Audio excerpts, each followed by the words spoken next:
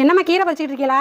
ஆமாம்மா, மணத்தக்காளி கீரை 1000 தண்ணி சாரி வச்சிருமா. பறிச்சு வச்சிருக்கேன் பாருங்க. இதில் கொஞ்சோண்டு முருங்கை கீரை உரி போட்டு தண்ணி சாரி வச்சுட்டுனா சூப்பராக இருக்குமா. இந்த காயையும் சேர்த்து ஆஞ்சிக்கிட்டு இருக்காங்க. அது வத்தல் போட ஒரு செடி தான் இருக்கு. நல்ல கீரையும் காயும். இந்த தண்ணி சாறு வைக்கிறதுக்கு அரிசி களைஞ்சா 2வது தண்ணி தான் எடுத்து வச்சிருக்கேன். 2 தக்காளி, 2 பட்டை மிளகா, கொஞ்சம் வெங்காயம்.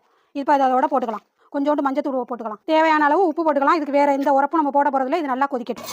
இப்போ ரசம் நல்லா கொதிச்சுட்டு இந்த தக்காளி ஒண்டி நல்லா அப்படி ஒரு கடைஞ்சு விட்டுட்டு அலசி அள்ளி வச்சுக்கோம். கீரை 2 கொத்து முருங்கை கீரையும் வச்சிருக்கேன். இந்த மணத்தக்காளி கீரையோட அதை அள்ளி போட்டுக்கலாம். இது மாதிரி நீங்களும் ரசம் வைங்க. வயிற்று புண்ணுக்கு அவ்வளவு நல்லது. இப்போ மூடி வச்சிருவோம். ஒரு கொதிக்கட்டும். சாதத்திலையும் போட்டு சாப்பிடலாம், டம்ளரில் ஊற்றியும் சாப்பிடலாம். புண்ணு ஆற்றக்கூடிய சக்தி இருக்கு. இப்போ கீரை நல்லா வெந்துட்டு இப்போ தேங்காய் அரைச்சி வச்சிருக்கதை ஊற்றிக்கலாம். கொஞ்சம் தேங்காய், ஒரு ஸ்பூன் ஜீரகம் போட்டு அரைச்சி வச்சிருக்கேன். இதை ஊற்றிக்குவோம். ஒரு கொதிச்சோன்னா நம்ம இறக்கிக்கலாம்.